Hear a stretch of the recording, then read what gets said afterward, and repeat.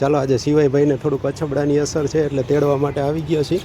એટલે હું એને તેડીને અહીંયા બહાર આવ્યો ને ત્યાં સુધી એમને આવ્યો એટલે કે હાલીને આવ્યા, હાલીને જ ઘરે જવાનું છે અહીંથી. હવે આપણે કોલેજ ચોકેથી થાકી જઈશ તું? જય સ્વામિનારાયણ. થાકી જઈશ ઘરે જવામાં? હે તો હું એ તો એ ક્યાં આપણું બાઇક છે?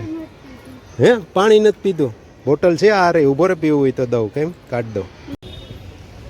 ચાલો યાર્ડમાં આવ્યા છે થોડું ઘણું શાકભાજીનું શોપિંગ કરવા માટે.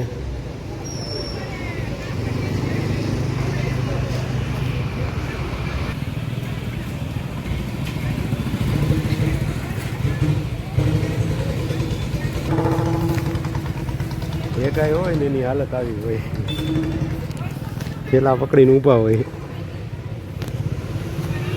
ને શોપિંગ કરવાવાળા શોપિંગ કરવા માટે ગયા હોય. ગરમી આજે ફૂલ છે પણ એકદમ વરસાદી વાતાવરણ થઈ ગયું છે, ભેજવાળી ગરમી છે. પેલું એક ગીત આવે સરસ મજાનું, કાનુડા કાકરીના માર મારો જીવ જ આવે. અત્યારે એવી જ હાલત થઈ હોય. શોપિંગ કરવાવાળા આવ્યો હોય ને એટલે પછી આવવું જ હોય. શોપિંગ કરનાર તો એના કામમાં બીજી હોય, પણ જે ભેગા હોય ને એ આવી રીતે મારી જેમ નવરા બેઠા બેઠા કંટાળતા હોય. એટલે આવી હાલત હોય. ગમે ત્યારે શોપિંગ કરવા જતા હોય ને ભેગા જતા હોય ને એને ખબર જ હોય. એટલે હું તો ક્યારેક જ આવું, આ તો ક્યારેક, બાકી લગભગ નથી આવતો, પણ આવું બનતું હોય મોસ્ટ ઓફ.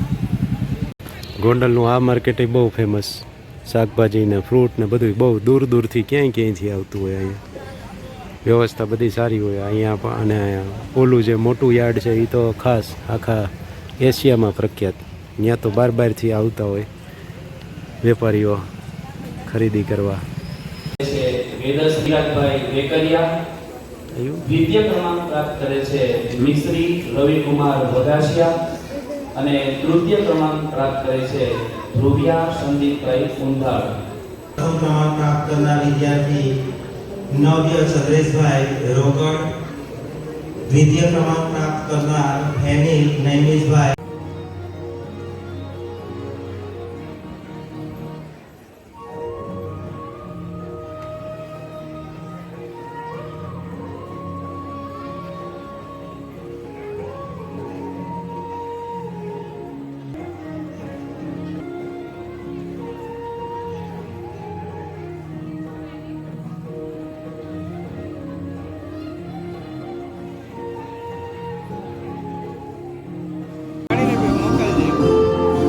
નહીં આવે આટલેથી નજીકથી પાડવો પડે.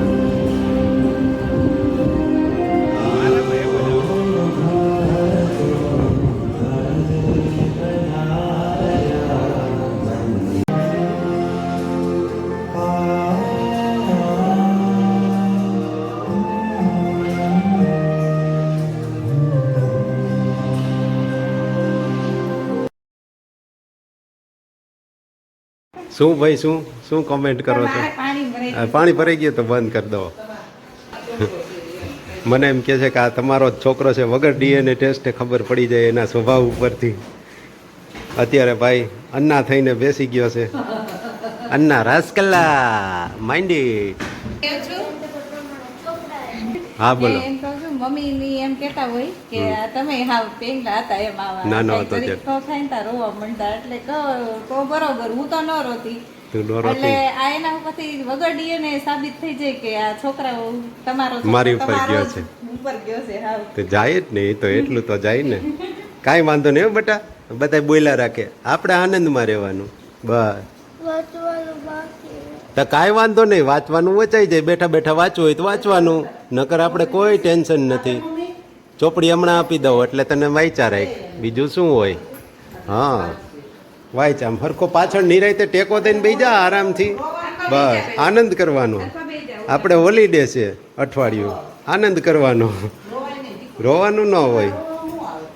ખંજોર તો આવે થોડી થોડી. અહીંયા બીજા દર્દીને કાનમાં થોડુંક હે હાલો દેતો જાઓ. બપોરના 1:30 વાગ્યા છે. અત્યારે સવારનો ભાઈ ચાલુ થયો તો થોડું થોડું રોવાનું, એને સ્કૂલે ન જવાનું થયું ને એટલે પરીક્ષા દેવા હાટુથી અલગ જવાનું હતું, બસમાં નહીં ને, એટલે હમણાં લઈને ગયો તો ને તરત જેવી પરીક્ષા પૂરી થઈને પછી મોજમાં આવી ગયો. પછી કે ઘરે બધા સૂઈ ગયા છે ત્યાં સુધી તો રોવાનું જ ચાલુ હતું. રસ્તામાં ગયા ને તાઈ મોજમાં આવી ગયો એને. મેન એને સ્કૂલે જવું હતું, એને ઘરે રાખો ને એ તકલીફ હતી. બાકી આ ફોડકાનું કંઈ બહુ વાંધો એટલો બધો નથી. હે વાંધો કેટલોક વાંધો છે? થોડોક. તો રોયા રોય કેમ થતો હતો? સ્કૂલે જવાનું હતું એટલે કા? એટલે ને હવે હવે હવે ટીચરે શું કીધું એ કહી દે, મમ્મીને કહી દે. કેટલા દિવસ નહીં જવાનું? કેટલા દિવસ? એટલે મમ્મીને ખબર પડી જાય. હે મટે નહીં ત્યાં સુધી, સોમવાર સુધી. સોમવાર સુધી નહીં જવાનું, 2 દિવસ જ જવાનું છે. આમે કાલ તો રજા છે, બુધવારે, ગુરુવારે 1 દી ચાલુ છે. હા પણ સોમવાર જવાનું, પણ ગુરુવારે તો 1 દિવસ જવાનું ને પછી શનિવારે 1 દિવસ. તો શનિવારે જઈ છે તો શનિવારે જવાનું થાય એમ. કાલ તો રજા જ છે. ગુરુવારે તો પછી હાવ રેડી તો લગભગ ન થયું એટલે શનિવારે જવાનું, જો સરખું થયું હોય તો, નકર સોમવારે. રજામાં ઉપયોગ કરી લ્યો, આ અઠવાડિયું આમે રજા જ છે.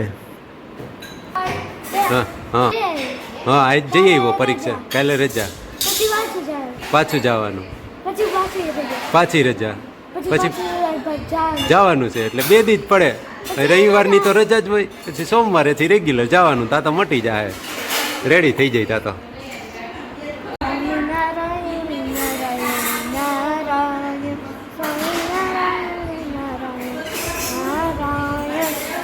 ક્યાં બોલતા હતા એમ? ક્યાં બોલતા હતા એમ? સંસ્કારધામે બાળકોની પારાયણ હતી એમાં. હા, એમાં આપણે 2 દી ગયા હતા કા?